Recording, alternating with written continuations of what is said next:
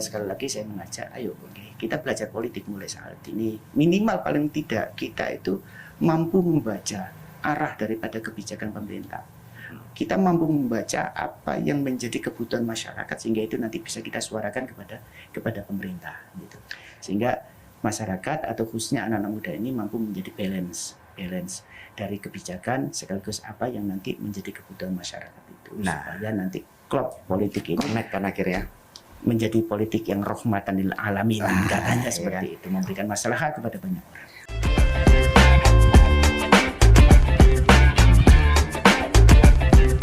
Halo Fadar, selamat datang di podcast Suara Rakyat sama Fadar sekarang. Dan Fadar jalan-jalan ke Lamongan, ke Ponpes Sunan Derajat. Sama Fadar sudah ada guru di sini yang juga anggota DPR Jatim kebetulan Mas ya. Ada Mas Iwan Junaya, apa kabar Mas? Assalamualaikum. Waalaikumsalam. Alhamdulillah sehat. Kalau nggak selalu. Yang penting itu Mas, yang penting itu. Dan kalau nggak diundang ke sini nggak mungkin aku jalan-jalan ke sini Mas. Bablas Tanjung Kodok biasanya. Di sini harus itu. Mungkin Lamongan ini. Pas sunset kan Mas, bagus kan katanya. Kali ini kita bakal ngobrolin hal yang orang-orang itu sering suzon Mas. Memang kan Empower itu isinya buaya ya negatif thinking. Betul. Wah politik sekarang itu jauh dari rakyat, tidak berpihak pada rakyat gitu kan. Isinya kepentingan semua. Mumpung sama panjenengan. Apa ya iya toh Mas sebenarnya? Ya iya, juga sekaligus enggak. Loh, kok bisa? Ini di tengah-tengah ini gimana konsepnya Mas? Gimana? Jadi gini Mas Vanhar. Artinya memang seharusnya idealnya itu memang politik itu kan ini kita tarik, mohon maaf, ini karena saya terbiasa itu berbicara dari basic saya sendiri. Karena saya dari pesantren ya. Di pesantren itu kita masih ingat dulu itu pernah diajarkan oleh kiai kita. Jadi ar-ra'iyatu manutun bil maslahah. Itu pemerintah itu, kebijakan itu seharusnya satu tujuannya, harus mencukupi kebutuhan. Kebutuhan siapa? Tentunya kebutuhan masyarakat. Oh ya, benar sih kalau kayak gitu Mas. Jadi itu dulu di pesantren diajarkan. Jadi di pesantren jangan salah loh ya. Artinya hanya belajar fikih saja atau hanya diajarkan sholat, puasa, ngaji, betul. Di pesantren itu yang namanya kitab kuning itu ada pasal-pasalnya, ada pasal politik, ada pasal itu semuanya diajarkan. Nah, di antara yang pernah saya dengar dari kiai saya, guru saya itu. Nah, inilah sebenarnya idealitas daripada sebuah politik.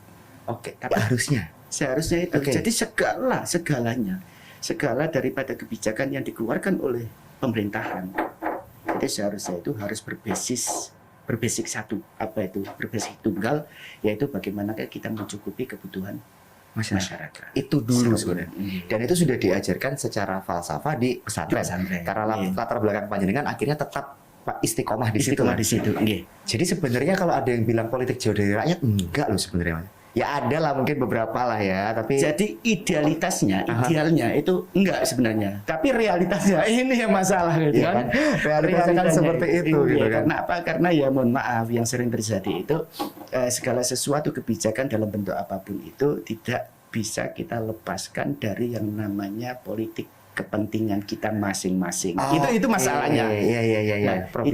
Problemnya di situ. Jadi di sini memang perlu adanya semacam kayak penyadaran kita secara bersama-sama ya, bahwa ayolah siapapun kita, apakah di birokrasi, apakah di legislatif, kita mencoba untuk selalu memperbaiki diri kita, untuk kita kembali kepada apa ya, kembali kepada akarnya tadi itu kita mencoba apapun yang kita lakukan, apapun yang kita telurkan pada kebijakan itu, ayo, dan itu harus kita jaga secara istiqomah. Nah, susah loh Mas tadi Mas. Susah banget. Kalau menurut panjenengan sendiri yang bisa bikin Mas Iwan itu tetap istiqomah, apa sih sebenarnya Mas?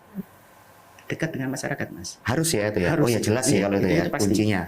Karena apa? Karena gini, sering sekali kita itu ngapunten sebuah kebijakan itu kadang-kadang itu dasarnya itu hanya dilihat dari awang-awang aja gitu. Ya nggak boleh toh. Itu masyarakat mau dilihat dari atas gitu kan. Kira-kira kebutuhannya masyarakat apa ya? Kira-kira dong. Nah, itu yang jadi bahaya. Iya. Lah padahal apa? Masing-masing daerah, masing-masing individu itu tentunya memiliki karakter kebutuhan masing-masing. Betul. Nah, sehingga kebijakan pemerintah itu seharusnya juga seperti itu. Artinya harus mencukupi kebutuhan masing-masing itu. Kalau orang Jawa bilang ojo dikebiak uyah. Lah. Karena daerah A, daerah B, daerah C ini punya kebutuhannya masing-masing nih. Cuman apesnya loh Mas Iwan, ini kan masyarakat sudah kadung suzon, sudah kadung stigmanya negatif. Akhirnya itu kayak males. Saya nggak tahu apakah di lapangan Mas Iwan menemui ini, kan 2 periode kan di DPRD Jatim. Ada perubahan nggak di ketika reses itu semakin sedikit misalnya yang usul karena alah percuma usul gak ngaraono wujudnya. Wakai Mas. Aduh, ya. Jadi kadang-kadang ya mohon maaf itu memang sering sekali kita temuin di masyarakat juga seperti itu nih. Oke. Nggak tahu apakah itu karena mereka itu sudah jenuh, apakah mereka itu sudah putus asa atau bagaimana, itu sering kita itu. Pak, yang penting kita ngopi-ngopi Pak ya, nanti kita dapat sangu aja setelah itu. Kadang-kadang guyonan itu ada, walaupun 1-2 guyon seperti itu, tapi apapun juga itu adalah suara, suara hati. Betul. Walaupun kayaknya guyon, tapi sebenarnya itu sebenarnya kayak mereka itu alah percuma Pak aku usul gak ono wujudnya kan. Betul. Ada pesan tersirat seperti itu. Iya. Nah, itu kenapa itu sering terjadi? Karena banyak faktor sebenarnya. Ya mungkin karena legislatifnya itu tidak mau memperjuangkan.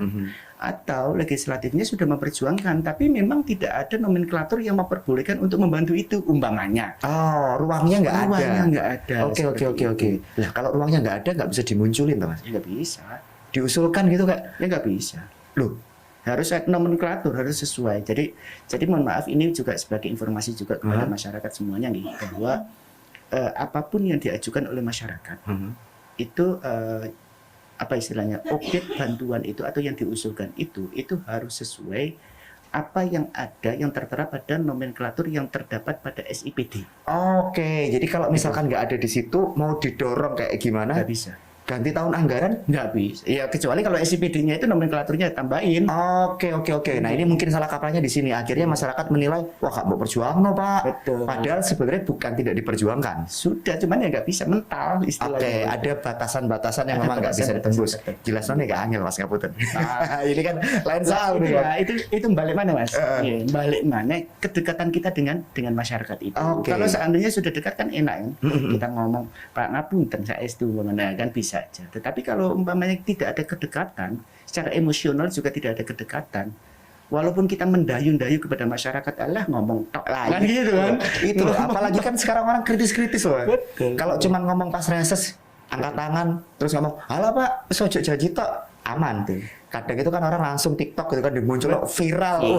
Rumit kan kehidupan. Lagi nah, mungkin dengan hal-hal seperti itu ya perlu juga kita sampaikan kepada masyarakat.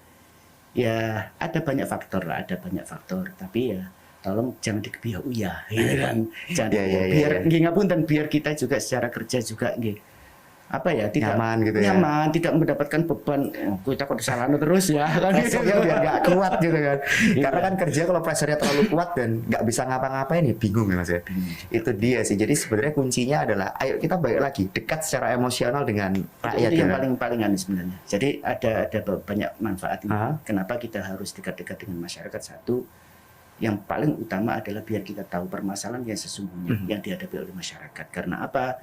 Karena pemerintah itu mengeluarkan kebijakan apapun, orientasinya satu yang paling dasar, apa itu? Memenuhi kebutuhan masyarakat. Balik lagi ke situ kan, memenuhi kebutuhan masyarakat. Kalau kita nggak tahu secara pasti kebutuhan mereka atau masalah mereka, ya gimana kita bisa memberikan manfaat kepada masyarakat. Betul. Itu yang pertama. Kemudian yang kedua, tentunya sebuah politik yang baik, politik yang baik itu adalah politik yang berkesinambungan. Artinya berkesinambungan di sini itu tiktokan. Ya, ada kalau Gen Z sekarang itu bilangnya apa? TikTokan. Ya. Jadi ada TikTokan itu antara masyarakat dengan pemerintah maupun dari legislatifnya. Komunikasinya jalan. Betul. Ini perlu karena apa? Karena kebijakan yang dikeluarkan oleh pemerintah itu ya butuh juga untuk dievaluasi, butuh juga untuk dikritisi, kan? Agar apa? Sekali lagi balik kepada dasar politik atau birokrasi itu untuk memberikan kemaslahatan, kan gitu kan? Kemaslahatan itu kan kata kuncinya di situ. Nah, kalau tidak ada tiktokan seperti ini, akhirnya apa? Ya mohon maaf, mungkin pemerintah itu arogan kan? Jatuhnya seperti itu kan? Arogan, pokoknya ini loh menurut konsep saya itu harus program ini, padahal itu tidak menyentuh substansi kebutuhan masyarakat kan gitu. Nah ini harus ada TikTok. Bisa jadi di sebelum-sebelumnya kan seperti itu Mas. Akhirnya menciptakan kondisi masyarakat yang jadi kritis dan males ya kan. Kritisnya kritis kalau tetap usul nggak apa-apa. Tapi ini kritisnya malah menjauh. Nah itu. Tantangan panjenengan apolitis apatis tantangan panjenengan sebagai anggota DPRD yang harusnya jadi jembatan. Wasilah itu seperti apa Mas? Tantangannya pasti berat loh ini soalnya. Ya itu tadi Mas. Artinya kalau saya secara pribadi ya mohon maaf, semaksimal mungkin saya mencoba untuk tidak menutup komunikasi ya. itu. Tidak menutup komunikasi. Saya sampaikan kepada di saat reses maupun di saat ada sosialisasi kepada masyarakat ya. Saya mohon maaf Bapak Ibu. Jadi WA saya insya Allah 24 jam, bukan hanya 24 jam, mungkin 25 lah. 25 jam. Hari itu insya Allah ada. Ya cuman ya itu tadi, kalau seandainya saya agak telat balas, ya mohon maaf karena kadang-kadang ketumpuk gitu loh. WA itu sudah ketumpuk akhirnya. Tapi insya Allah apakah nanti saya penuhi maupun tidak apa yang jenengan sampaikan itu insya Allah nanti pasti akan saya respon. Nah minimal itu saya akan mencobanya supaya tidak ada keterputusan di komunikasi antara kita itu dengan konstituen kita. Supaya jembatannya tetap ada dan suara-suara dari masyarakat, usulan dari mereka itu tetap terdengar, paling enggak didorong lah. Karena kan kalau berhasil atau enggak itu sudah beda konsep gitu kan. Yang penting itu tadi, jadi ada semacam kayak himmah, kalau istilahnya itu himmah itu keyakinan kita atau satu yang menjadi dasar kita bahwa apapun yang disampaikan oleh masyarakat itu tentunya masyarakat secara mayoritas bukan individu loh ya. Kita nggak mungkin lah kalau untuk mencukupi kebutuhan individu per individu itu iya kan ada berapa ratus ribu orang kan. Dapil Panjenengan aja yang Gresik Lamongan kan berapa juta berapa juta udah hitungannya kan ya nggak mungkin per individu bisa jadi kita tetap istilahnya kalau memang itu menjadi sebuah prioritas dari kebutuhan mayoritas maupun komunitas kan, komunitas itu ya insya Allah kita perjuangkan semaksimal mungkin ya, walaupun saya tidak janji ngapunten. Kenapa? Kita nggak boleh janji karena ya kondisi politik, kondisi itu ya kayak gitulah ya. Kadang oke, tiba-tiba enggak gitu kan. Kita khawatirnya seperti itu. Kalau pas oke aman, gimana kalau pas enggak ya kan kayak gitu. Itu tadi contoh, umpamanya kalau saat ini sudah kita perjuangkan maksimal, tapi nomenklatur di SIPD nggak ada, mau apa kita? Lah, itu dia kan udah nggak bisa diapa-apain gitu kan. Angkat tangan kita. Kecuali nomenklaturnya diubah. Dan itu sudah bukan ranah dari teman-teman DPRD. Bukan, itu Kementerian Dalam Negeri. Waduh, langsung ke pusat ya kan. Jadi keywordnya adalah nggak apa-apa, tetap aja usul gitu kan. Usul aja. Karena kalau kamu nggak usul Empower, ya gimana kita bisa dapat data? Teman-teman di DPRD Jatim nggak bisa dapat data. Betul. Oke, Father punya banyak pertanyaan Mas Iwan. Tapi kamu jangan kemana-mana Empower. Tetap di podcast Suara Rakyat.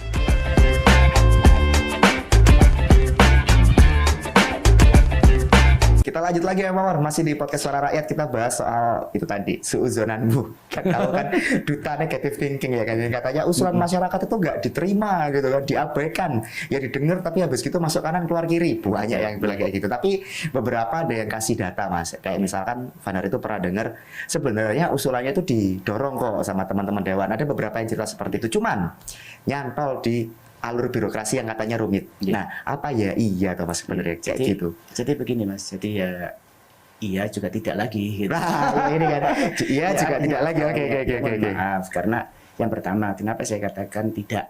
Ya, kenapa tidak?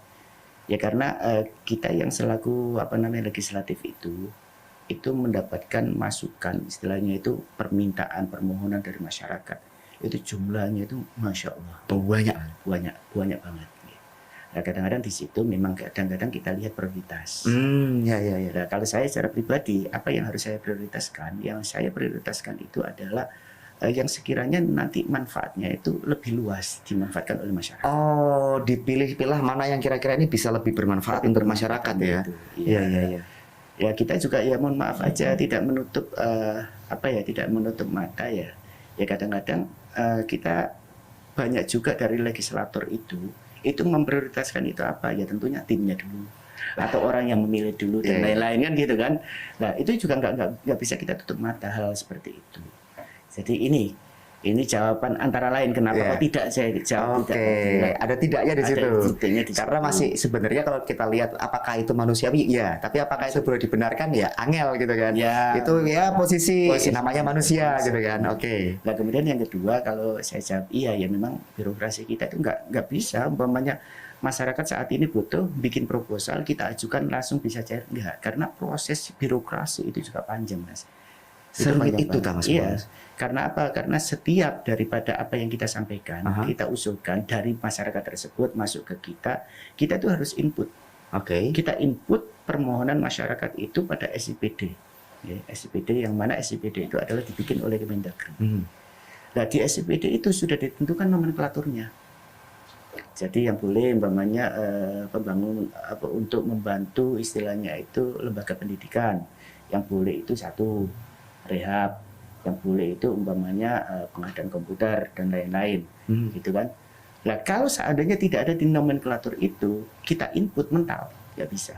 Itu nggak bisa diusulkan tuh Mas, atau memang bisa tapi prosesnya akan sangat Ya, panjang? prosesnya paling tidak ya panjang banget, karena itu harus kita usulkan ke pusat, nanti pusat yang merubah, bukan kita yang mengusulkan gitu. Berarti memang tantangan birokrasinya seperti itu. Ya itu antara lain seperti itu. Terus yang kedua, ya tidak mungkin juga itu semuanya akan kita terima. Karena apa? Semuanya kita terima. Kita di DPRD provinsi ada 120 orang. Kalau umpamanya ribuan proposal yang kita terima, duitnya sopo. APBD jebol dong. Iya. Itulah banyak. Artinya banyak faktor. Tetapi di sini yang paling utama sebenarnya itu komitmen kita bersama-sama lah. Artinya apakah itu eksekutif, apakah legislatif, sekaligus masyarakat, ayo. Tadi kalau di awal tadi saya sebutkan itu, ayo kita selalu saling tiktokan gitu. Tiktokan. Gitu kan. Iya. Kenapa ini? Karena kalau seandainya itu secara komunikasi itu nggak putus, itu insya Allah lah segala sesuatu itu kalau kita musyawarahkan bareng-bareng, insya Allah lah ada jalan keluarnya kan gitu kan. Tapi kalau sudah putus hubungan ya tapi nggak terjadi kan Mas putus hubungan ini? Nggak, ya ini bukannya negative thinking ya, tapi saya penasaran gitu kan. Pertanyaannya sekarang putus hubungan antara siapa dan siapa? Nah, gitu kalau dari rakyat ke panjenengan, kok saya lihat insya Allah aman. Lanjutannya ini Mas, aman kan tapi Mas? Ya kita tetap berusaha lah. Artinya kita semuanya pasti memiliki keistimewaan, sekaligus kita juga masing-masing pasti punya kekurangan. Betul, plus minus ya. Makanya saya mohon maaf, itu saya usahakan semaksimal mungkin kalau saya ngomong dengan orang, khususnya yang terkait dengan posisi saya di DPR. Saya nggak bisa janji Pak Bu, tapi insya Allah sampai tunggu kan gitu kan. Saya akan tetap untuk istilahnya itu berjuang untuk ini semuanya.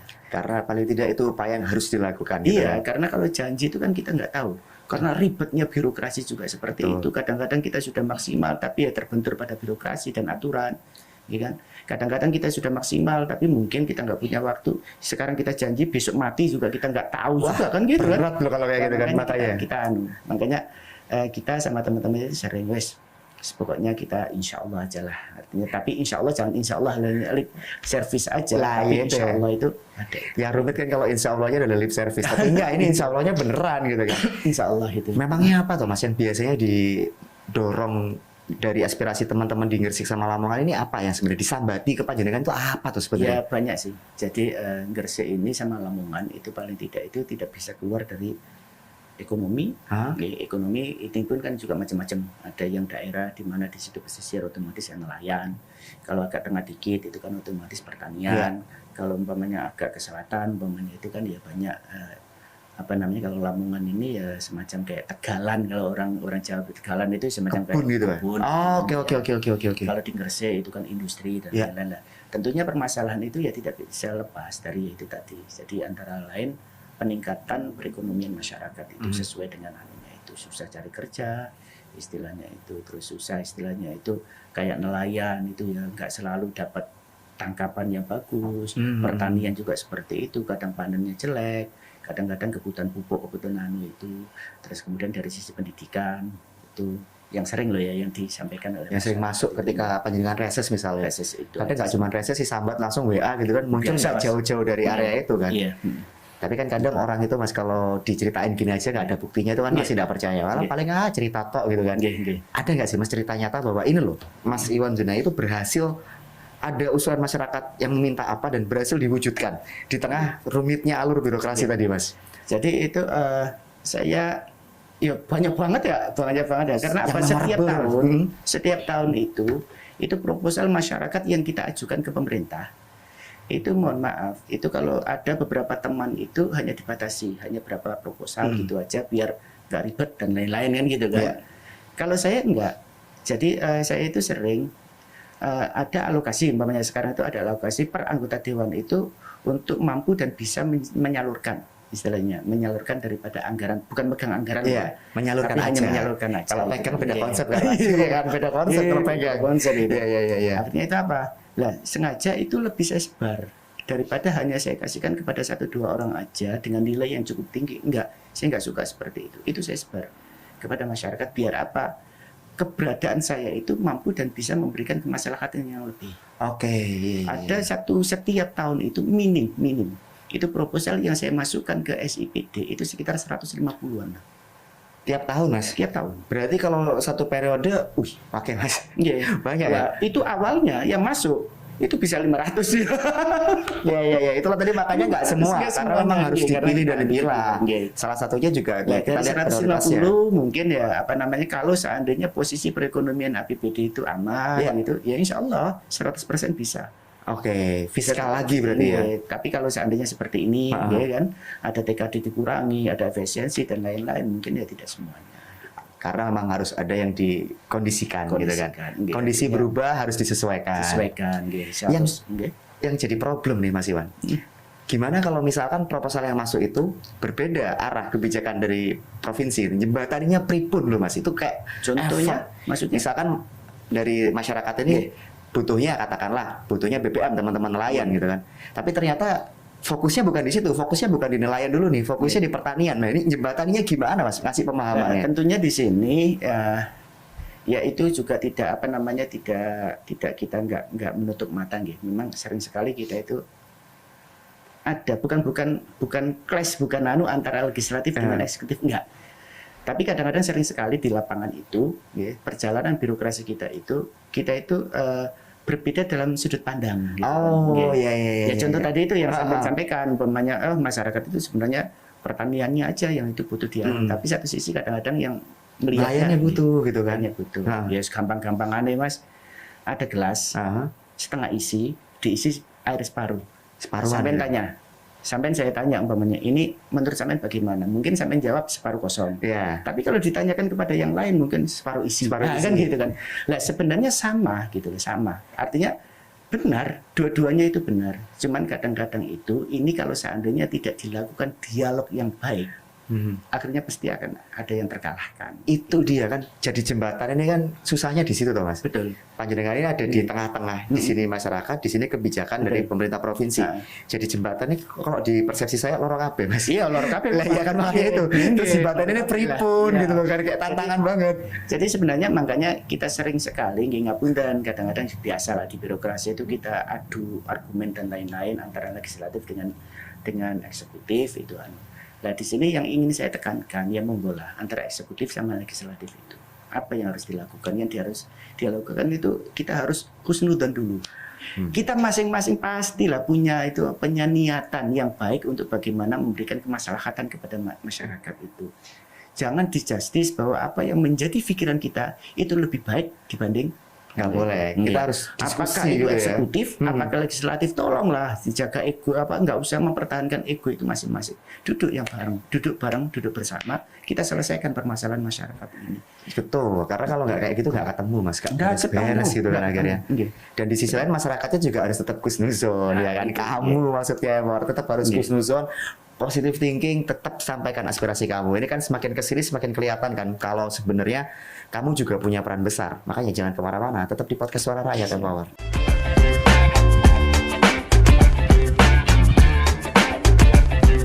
Lanjut lagi ya Mawar, masih sama Vandar dan Mas Iwan Sunai di sini. Tadi kan kita bicaranya soal birokrasi nih Mas ya. Saya akan coba tarik ke permasalahan lainnya.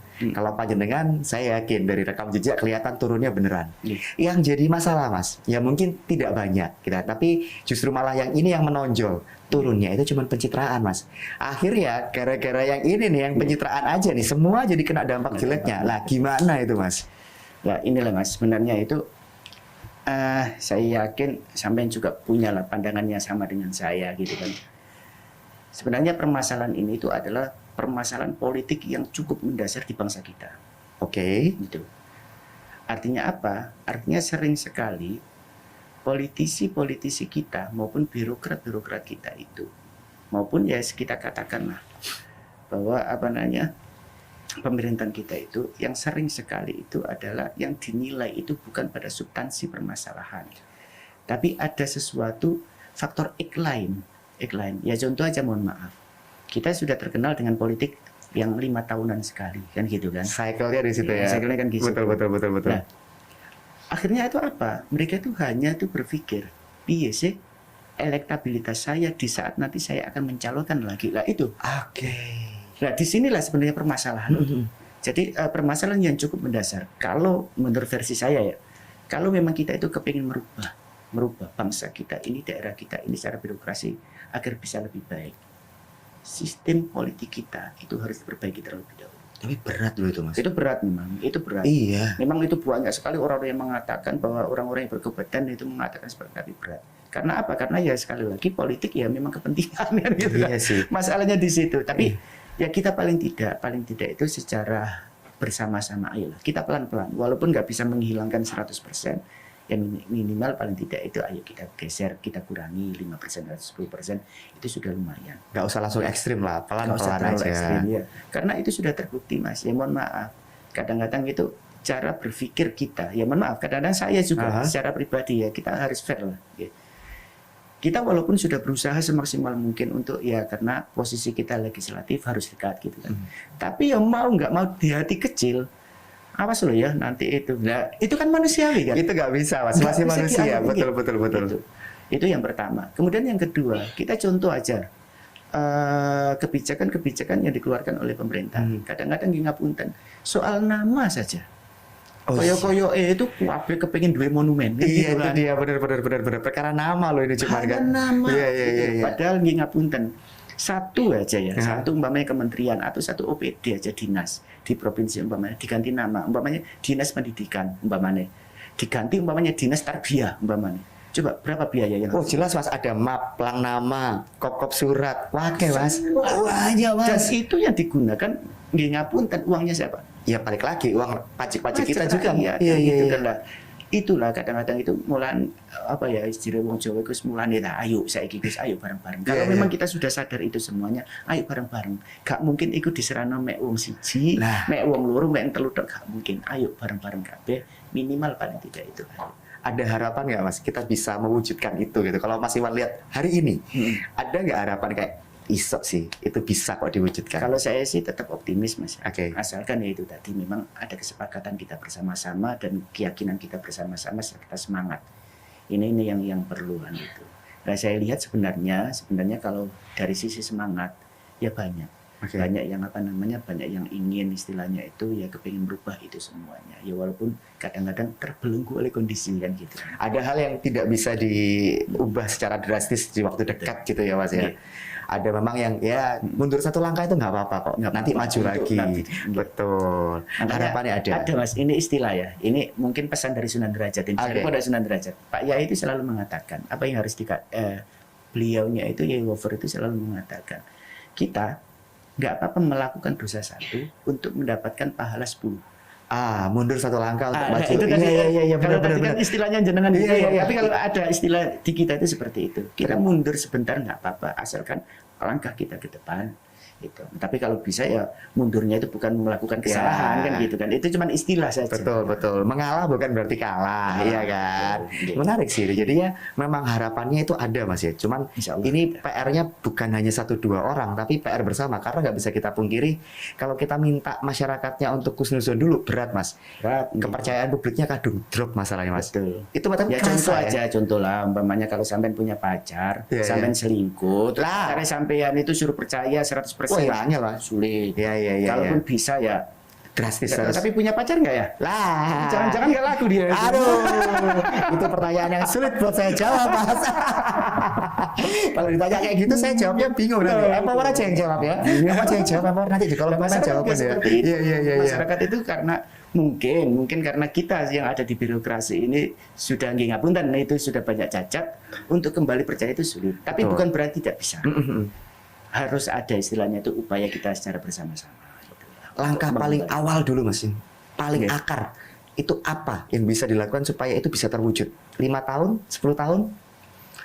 Ya itu sulit ya untuk diprediksi ya, artinya berapa-berapanya. Tetapi yang paling utama tadi mungkin yang pertama tadi sudah saya sebutkan, sebenarnya buka komunikasi itu perlu. Komunikasi aja terus kita harus saling jujur. Artinya saling jujur itu ya harus kita sampaikan lah umpamanya. Oke, masyarakat menyampaikan sesuatu umpamanya. Kalau seandainya akan kita perjuangkan, ya benar-benar harus kita perjuangkan. gitu kan, bukan hanya untuk lip service, oke lah beres, tidak seperti itu. Terus ya balance istilah pengawasan juga. Mungkin kita selaku legislatif kita mengawasi dari apa yang ada di eksekutif, tapi kita juga perlu pengawasan dari masyarakat kan gitu kan. Jadi kita tuh saling ngawasi.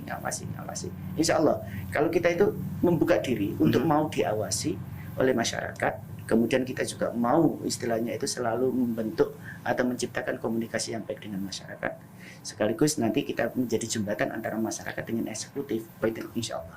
Kalau kasih pendidikan politik ke anak-anak muda gimana Mas? Mereka ini kan pada akhirnya nanti akan menggantikan posisi kita, iya kan? Mereka akan jadi calon pemimpin gitu Mas. Perlu nggak? Karena supaya mereka kuat gitu Mas. Sangat perlu itu. Karena apa? Karena ya sekali lagi segala sesuatu yang diciptakan kebijakan apapun yang diciptakan oleh pemerintah itu dasarnya semuanya politik. Harga cabai aja ditentukan oleh politik loh Mas. Harga terasi aja ditentukan oleh politik lah. Di sini tuh nggak boleh. Artinya generasi muda kita ini kalau memang kepingin menciptakan Indonesia ke depan itu lebih baik, kita jangan istilahnya itu aras-arasan. Nih wong Jawa jangan malas-malasan, jangan apatis terhadap betul. Wis kadung tapi Mas, banyak loh Mas. Nah itu perlu. Anak-anak muda yang sekarang, ayo kita ubah sistem dari dalam. Alah enggak, nanti kalau masuk ke sistem podo ae ketakutan kayak gitu, cerutukan kayak gitu kan. Makanya ada istilah Mas, nggih ngapunten. Sebenarnya itu kerusakan sebuah birokrasi atau politik itu bukan karena rusaknya orang-orang yang ada, itu bukan. Tapi karena apa? Ada kan istilah seperti itu. Iya. Tapi karena apa? Karena ya orang-orang yang baik itu nggak mau untuk berpolitik, itu masalahnya. Gimana biar mereka mau Mas kalau kayak gitu Mas? Itu makanya harus selalu kita dorong. Khususnya untuk anak-anak muda, ayo jadi kita libatkan proses-proses politik, umpamanya ada sosialisasi maupun ada pendidikan politik yang mereka kita datangkan. Kita ajak mereka diskusi tentang politik dan lain-lain. Kita berikan kesadaran kepada mereka, sebenarnya ini loh posisi politik itu seperti ini. Itu sangat vital. So far susah nggak Mas? Nggak gandeng mereka yang muda-muda ini? Kalau saya sih sementara ini pengalaman saya, mboten aman Mas. Artinya anak muda itu umpamanya, ya mohon maaf, ngopi di kafe mana umpamanya, kita ngopi ya mereka juga tanya tentang politik. Kita di situ ya diskusi masalah politik biasa kok. Tinggal itu tadi. Jadi teman-teman muda itu sebenarnya perlu untuk dilakukan pendekatan kepada mereka. Jangan malah dijauhi. Gitu kan. Nah sementara ini kan hanya anak-anak muda itu kayaknya hanya diiming-iming. Ini loh yang perlu itu pokoknya masalah teknologi informatikanya aja kan gitu kan. Padahal bukan itu. Bukan hanya itu saja gitu loh. Karena ke depan siapa yang ngisi masalah politik ini?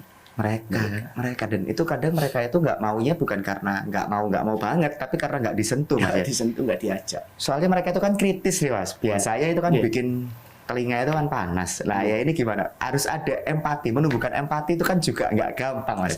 Kalau yang dari kasus panjenengan gimana Mas? Pasti kan kritik dari mereka itu kan luar biasa pedes ya kan. Betul. Gimana Mas supaya bisa tahan gitu kan?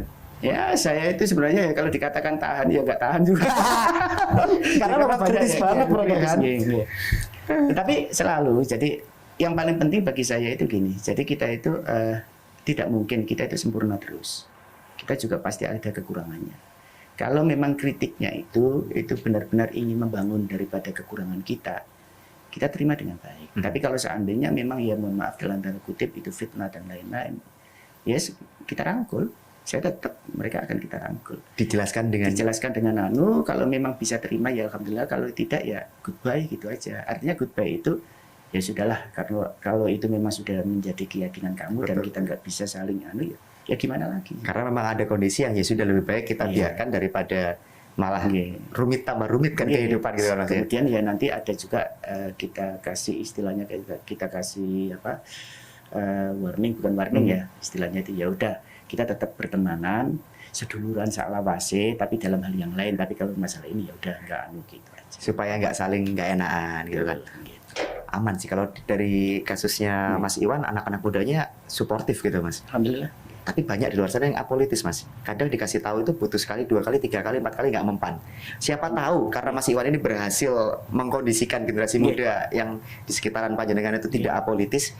Kalau Mas Iwan sampaikan pesan itu ke yang lain, empower misalnya, bisa terbuka mereka Mas. Monggo terakhir Mas. Jadi Sekali lagi saya sangat berharap kepada teman-teman muda lah khususnya nggih. Karena posisi dan kondisi bangsa kita ke depan itu 100% itu apa? Itu tergantung kepada anak muda saat ini. Karena yang tua-tua kayak kita ini ya umurnya tinggal berapa sih kan gitu kan. Jadi nanti estafet daripada kepemimpinan bangsa ini itu tentunya ada pada pundak anak-anak muda saat ini. Betul. Yang pertama dari sisi karakter tentunya, dari sisi keyakinan kita kepada Tuhan, dari sisi karakter, dari sisi keilmuan. Ayo kita jangan putus semangat. Kita tetap harus terus meningkatkan itu. Dan yang kedua terkait masalah politik ini, jangan apatis terhadap politik. Karena apa? Karena anak muda apabila apatis terhadap politik, pasti ada orang-orang lain nanti yang akan mengisi politik itu. Ya, malah jatuhnya iya kalau lebih baik, kalau enggak Itu permasalahannya. rumit jadi makan. Jadi betul. Sekali lagi saya mengajak, ayo kita belajar politik mulai saat ini. Minimal paling tidak kita itu mampu membaca arah daripada kebijakan pemerintah.